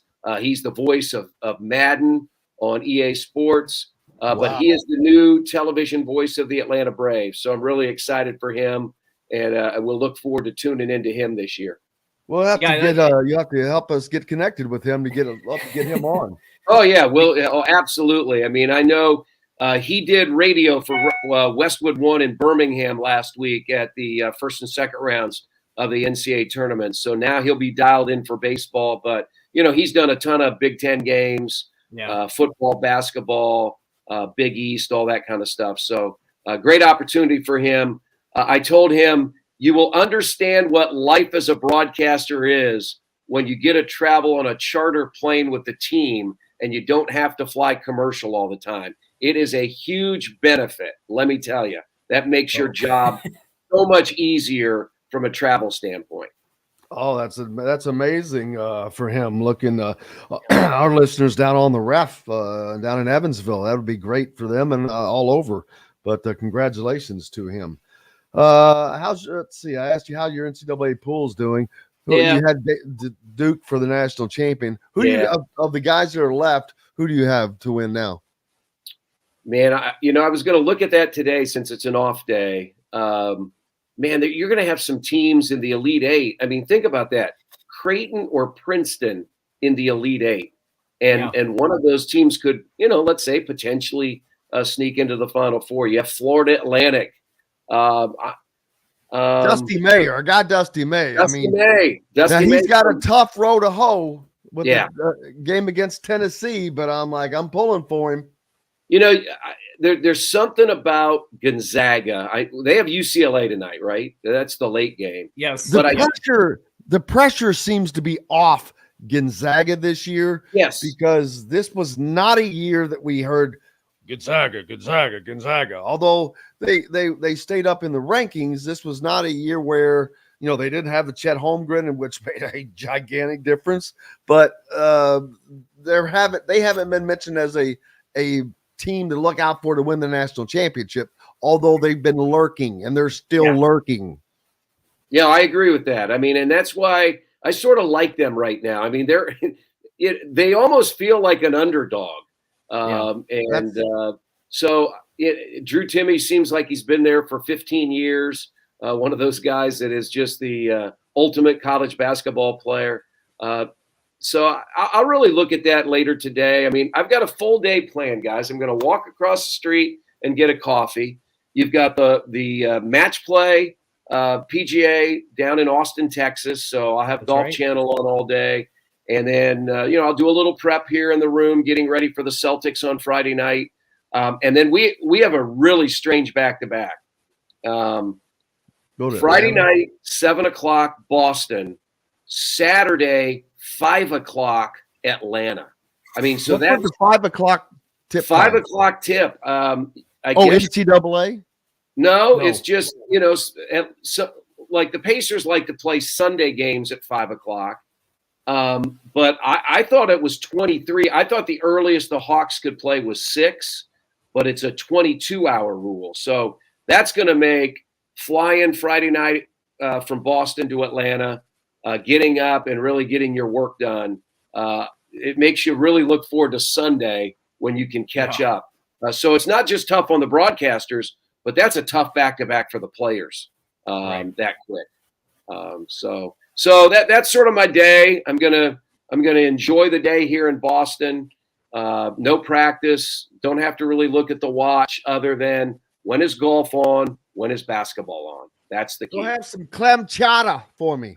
I'll find some later today. No question. Well, wait, I'm gonna throw in my dumb dad Boston joke really quick. Most people, if they lose their khakis, they can't find their pants. In Boston, if you lose your khakis, you can't drive your car. Man, you're welcome, terrible. America. That's just awful. Oh, that was a good Mr. one. Denari, I cannot thank you enough. Sorry that you had to go out with that. Well, you guys have a great week. You guys have a great your week. Clam chowder and you don't lose your khakis. And I will talk to you next week. I will be home. I think the last 2 weeks I've done it from a hotel room in Milwaukee and now in Boston, but I'll be in my home in Carmel next Thursday. So look forward to it. Glad for you as well. Thank you so much, sir, and enjoy your day. All right, looking forward to it. Thanks, guys. Chris Denari here on Indiana Sports Beat Radio. I appreciate him immensely, especially after having to endure that horrific dad joke. We got more coming up, brought to you by Hank's Pizza Mac and the former Swing In Pizza located on North College. Man, I never thought that mac and cheese could be so good, but they have got 7 different options of mac bowls with different options like pulled pork, chicken. It's amazing. They are, gets me hungry thinking about it. We're back with more Indiana Sports Beat Radio right after this. We'll be right back to the Golf Club at Eagle Point Studios for more Indiana Sports Beat Radio with Jim Coyle, presented by Endeavor Hospitality Group and Andy Moore Honda of Bloomington.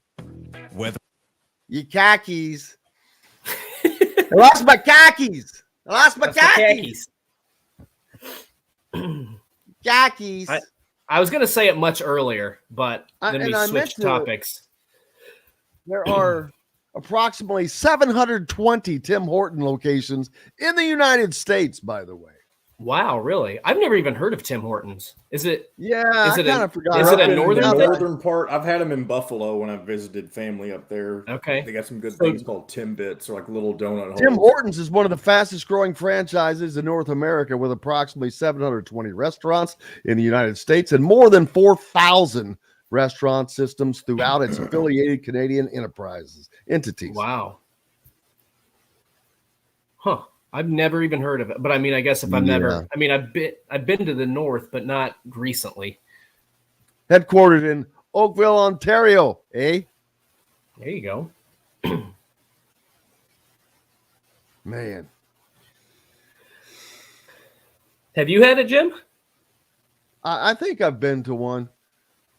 There are 4 in Indiana. 3 of those are in Fort Wayne. Oh. Is the one still in Avon, like you said? There are 2 in Kentucky. There's 2 in Kentucky. Where? They're over in Ashland. Okay, that makes sense. But I'll tell you where there's a buttload of them. How many does Ohio have? Oh. I forget the number, but it's like an exorbitant, like 200.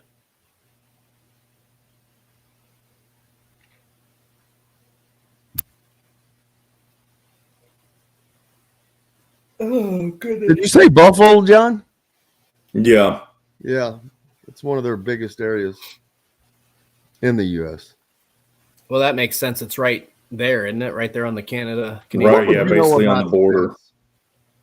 What would I know about what? Since. I don't know anything about sense. Logan Duncombe is not.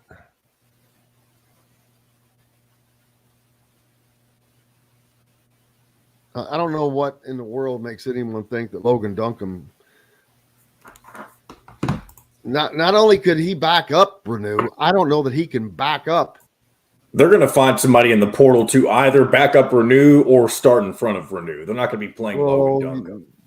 Yeah. All right, here they we go. shouldn't be starting in front of Renew by next year. He's a 5-star, damn it.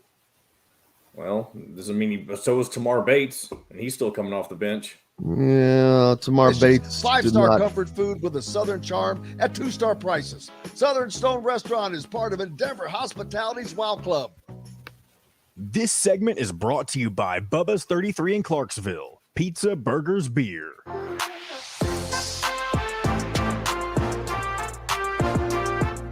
Now back to the Golf Club at Eagle Point Studios for more Indiana Sports Beat Radio with Jim Coyle, presented by Endeavor Hospitality Group and Andy Moore Honda of Bloomington. Welcome back, Indiana Sports Beat Radio here on this Thursday, March 23rd. Appreciate you being with us. Jim Coyle with you as always. Dustin Schutte as well, brought to you by our good friends Bubba's 33, whether it's Clarksville or Evansville. If you're down in southern Indiana near Clarksville, right off of I-65 on Veterans Parkway, you'll see the American flags. And down in Evansville, right off of the Lloyd, easy to get to. Great place to go in, eat the food made fresh every day. And that's a fact. Great place to watch games, whether it's a tournament, golf, whatever. It's always a good, fun place to go. What was I talking about in the break with you? What did I tell you?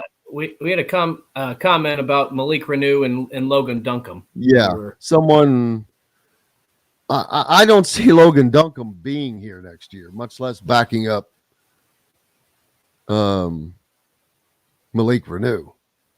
He does not have. I don't know why. Logan Duncombe has not even seen the floor. Not only has he not even seen the floor, hell, I don't even know how much time he's practiced. He's sick or hurt.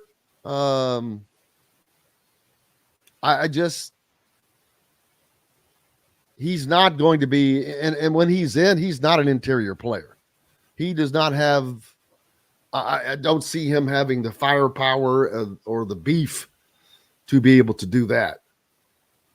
So Indiana is going to have to find another post player. I mean, I feel like he's the kind of guy that we've talked about the last.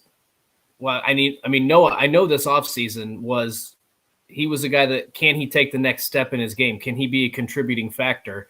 We talked about during the offseason, and that was not. Clearly that didn't happen. Not only did that not happen, it was. Nothing has happened. Right. So that's what I'm saying. It's been a continuation of similar things. So that one you almost just write off. In my mind, in this day and age, you have to move forward fast in this game.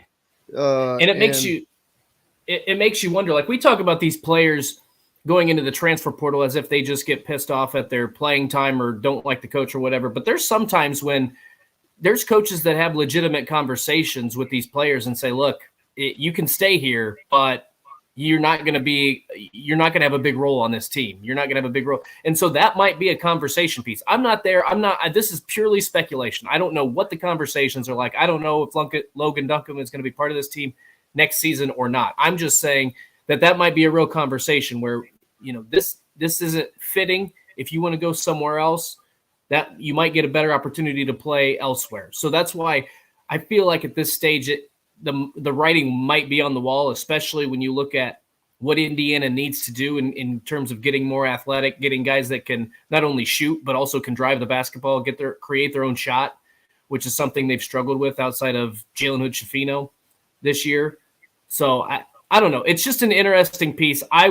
I would be surprised if he is in an Indiana uniform next season.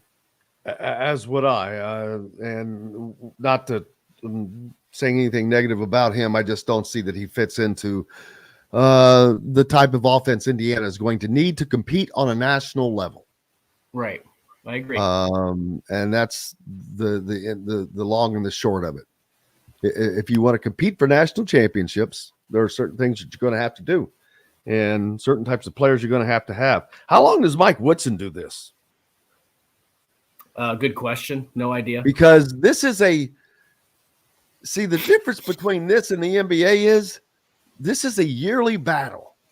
Yeah. You're going to have to fight now. In the NBA, you don't have complete roster turnover year after year.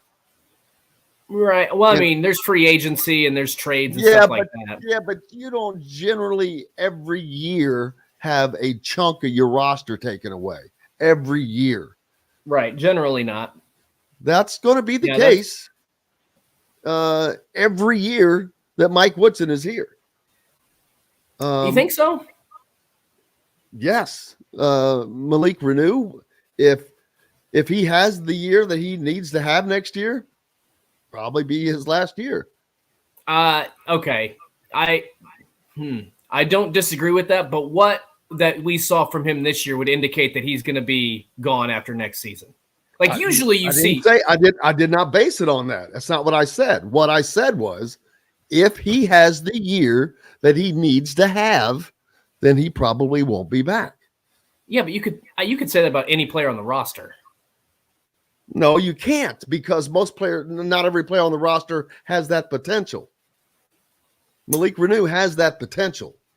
Okay, Logan Duncombe does not have that potential. I am not expecting Logan Duncombe, if he has a great year, that he's going to be gone to the NBA. I do not have that opinion about him.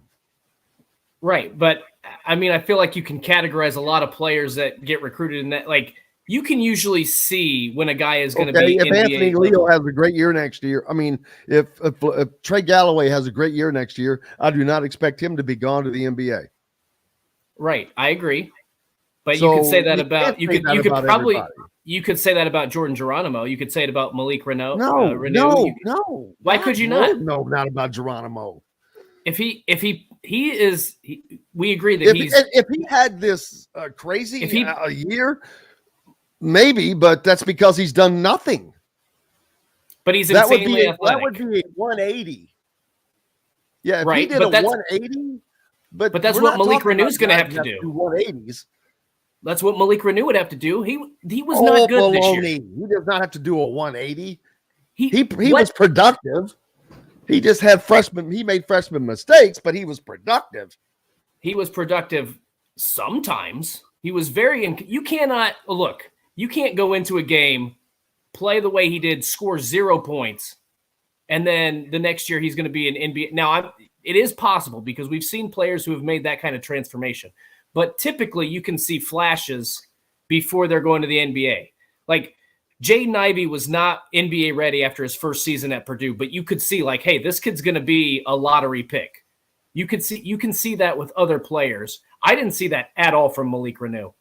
Like, I'm not saying he's going to be a 4-year player at Indiana, but to me, I would think it would have to be a maybe not a 180, but like a 130. Oh, I'm just trying to look up some numbers here real quick. Where did he go? He ended up averaging 6 points on the year. Who else was that? Who were we talking about? I mean, Jordan Geronimo. Yes. Okay. Where's Jordan? Jordan averaged 4 points on the year in his. Okay. Is this his third year here, or in his third season on the roster? I mean, but I'm saying he's an athletic player. So if he lived up to what he can do and took that, like it, I'm not talking about just being athletic. I'm talking about skill, basketball skill. Jordan Geronimo is more athlete than he is basketball player, but that's what gets his basketball skills would have to catch up with his athleticism. If that were to happen, yeah, maybe, but we have not seen an indication of that happening. I agree. But that's my point with Malik Renew. What have you seen? And I think he's a fine basketball player, but I'm just saying, what did you see from him this year that says he's definitely going to be that guy next year? I didn't say definitely number one, but I said I saw potential. He averaged more points. He's averaged more rebounds. He was a freshman. This is his first year out of high school. So Right. I saw plenty of potential of what he can do. He can shoot the ball from the outside. So I see plenty of potential in Malik Renew and how good he can be. He's just got to clean up things like silly turnovers, silly fouls, those things right there. Freshman, big dumb freshman mistakes. But that's what he has to clean up. His skills are there. Jordan Geronimo, he's more about athleticism than skill. So not saying that he can't do it, but Malik Renew is closer for me, and he's younger after a season. So that's why I say that. He's had less time, but he's further along. I would count on Malik Renew being at Indiana past next season. I think could very well happen. I would wager money on that. I'm not going to because I don't gamble, but if I did, I would. Well, I'll bet you a dinner in 2 years. I'll buy you a steak dinner if he goes to the NBA after next season. How's that? Well, yeah, we'll see. Well, but if he has a good season, I'm telling you, he's a big dude with a big body that can play inside and out. If he has a good season, but we'll see. That's what it's for. It's perfect. But yeah, that's going to be the issue. The game's coming up tonight. Oh man. We got to get the results for the pool. Who's leading the pool? Oh, Pete's ISB pool. Let's see if I can pull that up really quick. Yeah, because I did join, but my bracket has been so busted that I did not haven't do a checked bracket. recently. I was so stinky. I was trying to, and I was in the middle of traveling to New York, and God dang it! This is maybe the first time in my life that I did not get to fill out a single bracket. It would have been busted all to heck, but I wanted to fill one out after the fact anyway, just how I would have. Here's something. I am tied for last place. Breaking news. Breaking out of news. 48. Schutte Dustin tied for last. I think there's 48 people. I'm tied for 48th. Maybe there's more. I don't know how that math works. I couldn't tell you who this individual is. What doesn't this give us the Buff Kind K 15-1. Number two, they have 460. Their champion was Indiana, though. Who's their champion? Champion was Indiana. Oh, they're out. Tied for second is Stacy's Picks, who has Houston, and Taterology, who has Texas. Who? Texas. Taterology has Texas winning it all. That's a tie for second. Then there's Jim up there. Then there's a large tie for fifth. These people are still in the hunt. Jim's best friend has Houston. Superfan GM Man has Alabama, and Big Dog has Gonzaga. There's a couple others tied for fifth, but their champions are all out. All of those are still alive. Great picks, man. Yeah, good job. Winner gets an embroidered Indiana Sports Beat quarter zip pullover. What does last place get?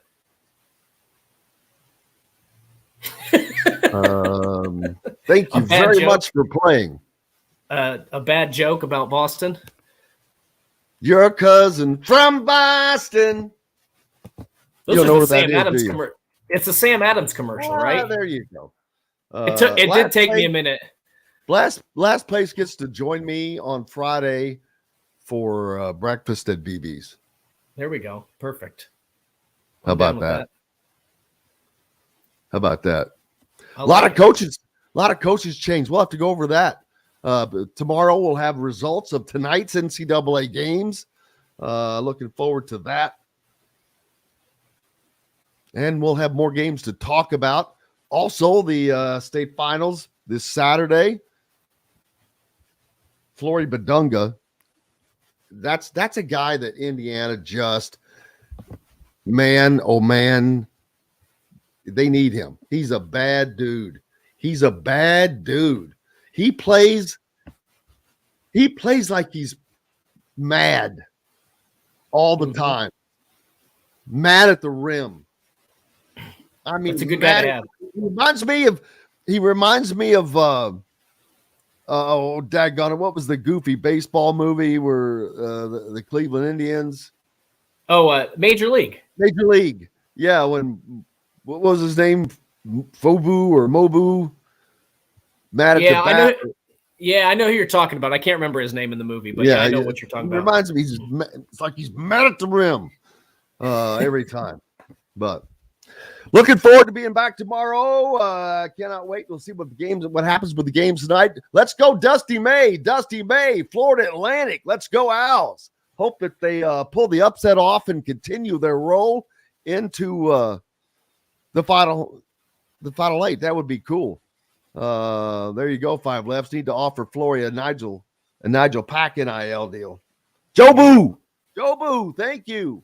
We're back tomorrow to do this all again. I cannot thank everybody enough. Of course, Dustin Schutte, Matt Taylor from the Colts, Kyler Staley from Hoosier.com, Chris Denari from the Indiana Pacers, John the producer. Most importantly, thanks to you guys. Tomorrow's Friday, so I am back at BB's, and I look forward to doing that then. Go out, have yourselves a great day. Enjoy the NCAA tournament tonight, and until tomorrow, I'm Jim Coyle. I will see you on the radio. Thanks for listening to Indiana Sports Beat Radio. Be sure to subscribe to our YouTube page for more clips and team coverage of Indiana basketball, football, and more. You can also find full episodes and tons of other content on thehoosier.com. We'll see you next time for another edition of Indiana Sports Beat Radio.